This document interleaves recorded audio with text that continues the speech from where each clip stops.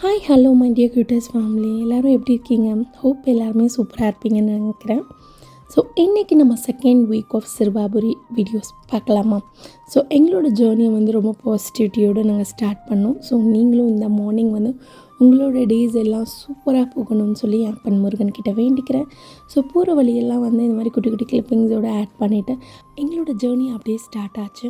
So நீங்களும் எந்த கோயில் போகிறது உங்களுக்கு ரொம்ப பிடிக்கும், இல்லைனா நீங்களும் இதே மாதிரி சிறுவாபுரி வீக்லி ஒன்ஸ் நீங்கள் பிளான் பண்ணுறீங்கன்னா அது எப்போ போகிறீங்க அப்படின்றதையும் கமெண்ட் பாக்ஸில் கமெண்ட் பண்ணுங்கள்.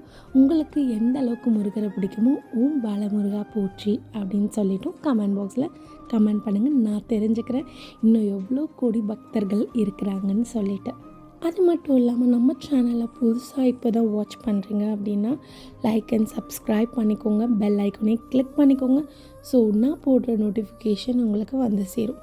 ஸோ நம்ம மனசு ஃபுல்லாக கவலை இருக்கும் போது இந்த மாதிரி ஒரு ட்ரிப் போகும்போது ரொம்ப சூப்பராக இருக்கும்ல. அதுவும் நம்மளுக்கு பிடிச்ச பாலமுருகர் கோயிலுக்கு போகும்போது இன்னும் சூப்பராக இருக்கும். ஸோ போகிற இடம் எல்லாமே முருகரோட அந்த வேலாக இருக்கட்டும், முருகரோட போஸ்டராக இருக்கட்டும், எல்லாமே தெரியும். ஸோ நாங்கள் அப்படியே எங்கள் காரை ஸ்டாப் பண்ணிவிட்டு நாங்கள் வாக் பண்ண ஆரம்பிச்சிட்டோம். ஸோ போன உடனே கோபுரம் பார்க்கும்போது ரொம்ப ரொம்ப ரொம்ப ஹாப்பியாக இருந்துச்சு. அதுவும் நம்ம ஃபேமிலியோடு போகும்போது இன்னும் ரொம்ப ஹாப்பியாகவும் இருக்கும். அது மட்டும் இல்லாமல் நம்ம ஒரு 6 வீக்ஸ் போகிறதா தான் ஒரு பிளான் வச்சுருந்தோம். ஸோ இது செகண்ட் வீக் அப்படின்னும் போது இன்னும் ரொம்ப ஹாப்பியாக இருக்குது. முருகர் நம்மளை இந்த வாரமும் அழைச்சிருக்காரு. ஏன்னா நம்ம நினச்சா முருகரை பார்க்கவே முடியாது. ஸோ அவர் நினைக்கணும் அப்படின்றது தான் உண்மையான 100% உண்மையும் கூட.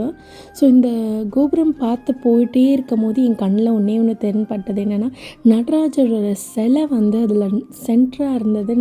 நான் ரொம்ப அட்மையர் பண்ணி பார்த்துட்டே இருந்தேன். ஸோ இவ்வளோ நாள் போயிட்டே இருக்கும். ஸோ எனக்கு கிளாசிக்கல் ரிலேட்டடாக இருக்கும், ரொம்ப ரொம்ப பிடிச்சிருந்துச்சு. ஸோ போகணும், அதே மாதிரி க்யூவில் நின்றுட்டு முருகரை உள்ளே போய் பார்க்கும்போது எதுவுமே நினைக்கணும்னு தோணலை, எதுவுமே கேட்கணும்னு தோணலை. அவரை பார்த்தா மட்டும் போதும்னு தோணுச்சு. ஸோ லாஸ்ட் வீக் போகும்போது நாங்கள் அபிஷேகம் பார்த்தோம். இந்த வீக் இனிமேல் தான் ஸ்டார்ட் ஆகும் போலக்கு. நாங்கள் இன்றைக்கி கொஞ்சம் சீக்கிரமாகவே போயிட்டோம். அவரை பார்த்த சந்தோஷத்துலேயே அப்படியே வெளியே வந்தோம். வெளியே வந்தால் ஃப்ரெஷ்ஷான வெஜிடபிள்ஸ்லாம் இருந்துச்சு. அம்மா என்ன தேவையோ அதை பர்ச்சேஸ் பண்ணாங்க. இந்த மாதிரி டெம்பிளுக்கு வரும்போது எனக்கு என்ன ஃபீல் ஆச்சுன்னா நம்ம தான் கஷ்டம்னு சொல்கிறோம். ஸோ நம்மளெல்லாம் தாண்டி நிறைய பேர் நிறைய கஷ்டத்தில் இருக்காங்க. அட்லீஸ்ட் முருகப்பெருமான் நம்மளை இந்த அளவுக்காவது வச்சுருக்காரு அப்படின்னு சொல்லி சந்தோஷம் தான் பட தோணுது. இன்னொன்று நம்ம இந்த மாதிரி டெம்பிளுக்கு வரனால நம்ம மன அமைதியாக இருக்கும். ஸோ நிறையா போட்டு ஸ்ட்ரெஸ்ஸான வாழ்க்கை, இப்படி ஒரு ட்ராவல் எல்லாருக்குமே அவசியமான ஒன்று.